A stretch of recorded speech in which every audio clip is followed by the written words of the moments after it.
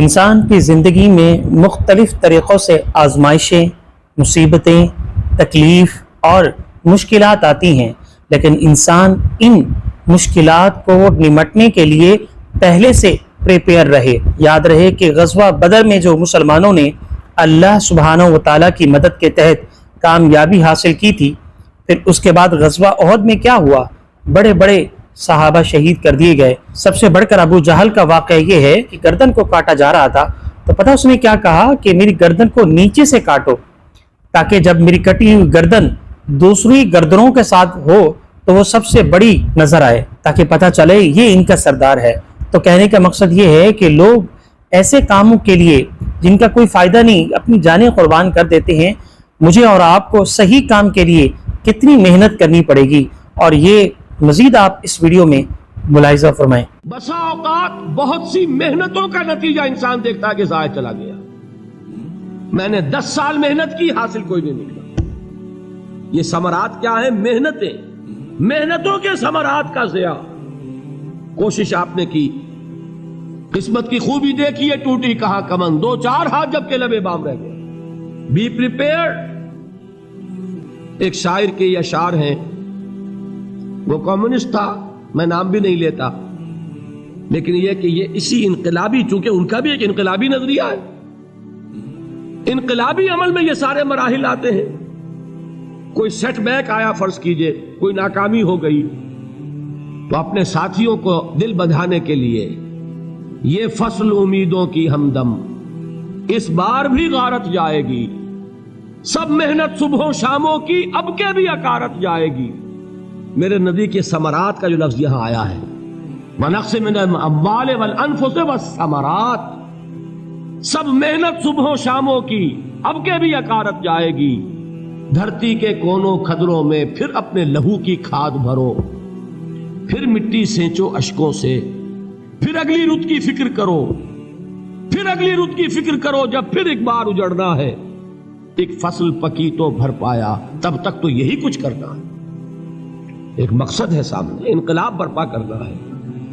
ایک کوشش ناکام ہو جائے کوئی پرواہ نہیں، نیکسٹ، پھر تیار رہو ناکامی کے لیے۔ ایسا نہ ہو جو انگریزی میں کہتے ہیں hope for the best but be prepared for the worst. ایسا نہ ہو کہ دوسری مرتبہ ناکام ہو کے بددل ہو جاؤ، تمہاری ہمتیں جواب دے جائیں۔ نہیں، پہلے سے تیار رہو کہ دوسری مرتبہ بھی ناکامی آئے تو آئے، لیکن جب تک کہ کامیابی حاصل نہیں ہوتی ہمیں یہ کام کیے چلے جائیں۔ دیکھیے سیرت میں آیا کہ نہیں یہ واقعہ؟ بدر میں مسلمانوں کو فتح ہوئی تو احد میں زک پہنچی کہ نہیں؟ 70 صحابہ شہید ہوئے کہ نہیں؟ اگر ان کی ہمتیں جواب دے جاتی تو گاڑی کیسے چلتی آگے؟ تو فرمایا وَلَنَبْلُوَنَّكُمْ بِشَيْءٍ مِّنَ الْخَوْفِ وَالْجُوعِ وَنَقْصٍ مِّنَ الْأَمْوَالِ وَالْأَنفُسِ وَالثَّمَرَاتِ، ہم تمہیں لازماً آزمائیں گے، خوف کی کیفیت سے، فقر و فاقے کی کیفیت سے، بھوک سے، جان کے نقصان سے، مال کے نقصان سے، محنتوں کے حاصل کے ضائع ہو جانے سے۔ وَبَشِّرِ الصَّابِرِينَ، اور اے نبی بشارت دیجئے صبر کرنے والوں کو۔ الَّذِينَ إِذَا أَصَابَتْهُمْ مُصِيبَةٌ، وہ کہ جب ان پر کوئی تکلیف آئے، کوئی مصیبت آئے، کوئی آزمائش آئے، قالوا انا للہ و انا الیہ راجعون، وہ یہ کہیں کہ ہم اللہ ہی کے ہیں، اللہ ہی کی طرف لوٹ جانا ہے۔ یہ وہی انداز ہے جو میں نے فارسی کا شعر سنایا تھا آپ کو کہ سرے تسلیم خم ہے جو مزاج یار میں آئے۔ وہ ہمارا مولا ہے، ہمارا آقا ہے، اگر اسے یہی منظور ہے تو ہمیں بھی یہی منظور ہے۔ میں نے تسلیم و رضا کی بات کی تھی نا، آپ کو کچھ شعر سنائے تھے، ایک شعر اور سنیے، اور یہ کس کا ہے؟ محمد علی جوہر کا۔ ایک مرتبہ جیل گئے، ان کی ایک بیٹی جوان بیمار ہوئی، فوت ہو گئی، باہر چھوڑا انگریز نے، جاؤ بھائی دفن کر دو بیٹی کو۔ دوسری مرتبہ جیل گئے، دوسری جوان بیٹی اسی مرض میں مبتلا ہوئی۔ اب یہ جیل میں ہے، خبر پہنچی کہ دوسری بیٹی کے اوپر بھی اسی مرض کا حملہ ہوا ہے۔ ایک نظم لکھی ہے جس کا آخری شعر یہ ہے، تیری صحت ہمیں منظور ہے لیکن اس کو نہیں منظور تو پھر ہم کو بھی منظور نہیں۔ یہ ہے جب تک یہ کیفیت نہ ہو اس میدان میں آدمی ثابت قدم نہیں رہ سکتا کہ میرے رب کو اگر یہ منظور ہے تو یہی مجھے منظور ہے، اور تیری صحت ہمیں چاہیے تو ضرور، لیکن ہمارے رب کو منظور نہیں تو ہمیں بھی منظور۔ راضی برضائے رب۔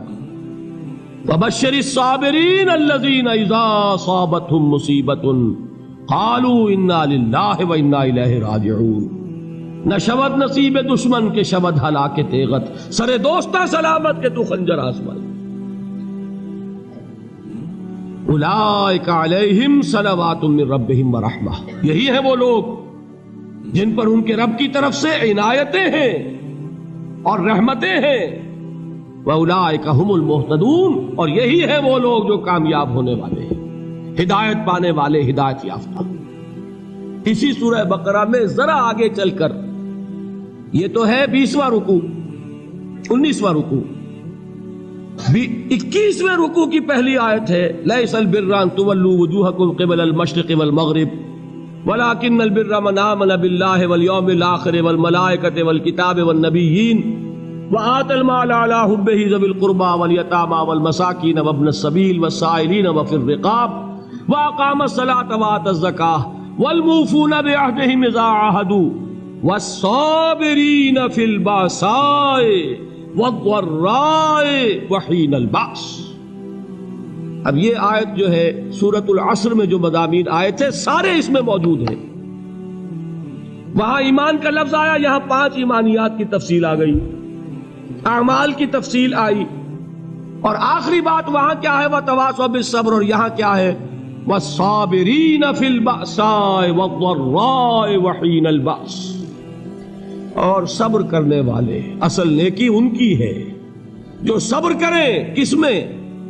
جنگ کے وقت، ذرائے، بأسائے، بأسا کہتے ہیں فقر اور فاقہ، واحد آئے گا باس تو اس کے معنی جنگ، اور بأسا جمع میں آئے گا تو فاقہ، فقر، بھوک، اور ذرائے جسمانی تکلیف، ضرر، جسمانی تکلیفوں میں صبر کرنے والے، فقر اور فاقے میں صبر کرنے والے، اور جنگ کے وقت صبر کرنے والے۔ اولئک الذین صدقوا واولئک هم المتقون، یہ ہیں وہ لوگ جو صبر کرنے والے ہیں، یہ ہیں جو سچے ہیں، جو اپنے دعوے میں نیکی کے اور ایمان کے صادق ہیں، اور یہی وہ لوگ ہیں جو متقی۔ اگلی سورت ہے سورہ آل عمران، اس میں 2 لفظ آئے ہیں، آخری آیت یا ایھا الذین آمنوا اصبروا وصابروا ورابطوا واتقوا اللہ لعلکم تفلحون۔ دیکھیے یہاں صبر اور صابر، جو تعلق جوہد اور جہاد کا ہے وہی ہے صبر اور مصابرت۔ صبر ایک طرفہ عمل ہے، آپ جھیل رہے ہیں، برداشت کر رہے ہیں، صبر علی المعصیہ، صبر علی الطاعہ، صبر علی الابتلاء، یہ سب کیا ہے؟ صبر۔ اور مصابرت کیا ہے؟ صبر کا صبر سے مقابلہ۔ یہ سورہ آل عمران، اب وقت نہیں ہے میں آپ کو سناتا اللہ تعالیٰ نے کیسے کیسے مسلمانوں سے کہا، مسلمانوں تمہیں زک پہنچی ہے تو انہیں بھی تو پہنچی تھی، ان کے 70 نہیں مارے گئے تھے بدر میں، ان کے حوصلے جو ہیں وہ تو پست نہیں ہوئے، وہ اگلے سال آ گئے تم پر چڑھائی کر کے، تم کیوں اتنا برا مان رہے ہو؟ تمہارے دل اتنے زخمی کیوں ہو گئے؟ تمہیں تکلیف پہنچتی ہے تو انہیں بھی پہنچتی ہے۔ اپنی غیرت جو ہے ہمیں ذرا اس کا جائزہ لینا چاہیے۔ لوگ باطل نظریات کے لیے کتنی قربانیاں دے رہے ہیں، لوگ باطل چیزوں کے فروغ کے لیے کتنی محنتیں کر رہے ہیں۔ جیسا کہ میں نے ابھی کہا تھا، اسی غیرت کو چیلنج کرنے کے لیے، ذرا آپ کی حمیت دینی کو جوش دلانے کے لیے، قادیانی نوجوان کتنی تعداد میں اپنے آپ کو دین کے لیے وقف کرتا ہے، اور آپ کتنے نوجوان ہیں جو اپنے آپ کو دین کے لیے وقف کرتے ہیں، اور ہوں وہ کھاتے پیتے گھرانوں کے لوگ۔ یہ نہیں ہے کہ اگر کوئی اور کام نہیں کر سکتا تو پھر یہ ہے کہ وہ دین کے کام میں لگ جائے۔ باصلاحیت لوگ، کھاتے پیتے لوگ، ذہنی استعداد رکھنے والے لوگ، اونچے گھرانوں کے لوگ، وہ وقف کریں اپنے آپ کو دین کے لیے۔ اس کے بغیر کیسے بہار آ جائے گی، کیسے رونق آ جائے گی؟ تو دنیا میں باطل نظریات والے جو ہیں، یہ بات کہی گئی ہے، مسلمانوں تم اگر توحید کے لیے لڑ رہے ہو، دیکھتے نہیں ابو جہل کو، اس نے گردن کٹوائی ہے شرک کے لیے، شرک کے لیے گردن کٹوائے، اور تم توحید کے لیے گردن کٹوانے کو تیار نہ ہو۔ اس نے گردن کٹوائی کہ نہیں کٹوائی؟ اور کس طرح کٹوائی ہے؟ کیونکہ بڑا متکبر قسم کا، فرعون قسم کا شخص تھا، جب گردن کاٹنے لگے تو کہتا ہے ذرا نیچے سے کاٹنا، تاکہ جب تم نیزے کے اوپر چڑھاؤ میرے سر کو تو اونچا نظر آئے، معلوم ہو سردار کا سر۔ وہ بدبخت مرتے ہوئے بھی جو اس کی کیفیت تھی نا، اس کو ذہن میں رکھیے۔ تو یہ اس لوگوں نے قربانیاں دی، جانیں دی، تو فرمایا اگر تم ان سے زیادہ قربانی نہیں دو گے، یہ جو نوٹ کر لیجئے اس کو، مجرد اگر حق کو غالب کرنا اللہ کے ذمے ہو تو آنے واحد میں غالب کر دے گا، تمہیں تکلیف ہی دینے کی ضرورت نہیں۔ سمجھ رہے؟ کیا اللہ کے مقابلے میں کوئی باطل کی طاقت ٹھہر سکتی ہے؟ یہ تمہارے ایمان کا امتحان ہے، یہ تمہارے خلوص کی آزمائش ہے، یہ تمہارے امتحان کا ثبوت درکار ہے کہ اللہ تعالیٰ دیکھنا چاہتا ہے تم اس کے لیے اپنی جانیں قربان کرنے کو تیار ہو کہ نہیں، تم اس کے لیے تن من دھن لگانے کو تیار ہو کہ نہیں۔ اور یہ جان لو کہ اگر کفار اور مشرکین اور ملحدین اور باطل نظریات والے وہ جو کچھ قربانیاں اپنے باطل نظریات کے لیے دے رہے ہیں، ان سے زیادہ اگر تم نہیں دو گے تو حق غالب نہیں ہوگا۔ انہوں نے جو صبر کیا ہے اپنے باطل نظریات پر، اگر تم اس سے زیادہ صبر کا ثبوت نہیں دو گے اپنے اس حق پر تو حق غالب نہیں ہوگا۔ اس لیے فرمایا یا ایھا الذین آمنوا اصبروا وصابروا، نہ صرف یہ کہ صبر کرو بلکہ صبر میں اپنے دشمنوں سے آگے نکلو، ان کے صبر سے بڑھ کر صبر کرو۔ ورابطوا، مرابطہ کہتے ہیں چوکس رہنا، ہوشیار، پہرا دو، ایسا نہ ہو کہ دشمن جو ہے غفلت میں تمہارے اوپر کوئی حملہ جو ہے کر بیٹھے۔ واتقوا اللہ، اور اللہ کا تقوی اختیار کرو، لعلکم تفلحون، تاکہ تم فلاح پاؤ۔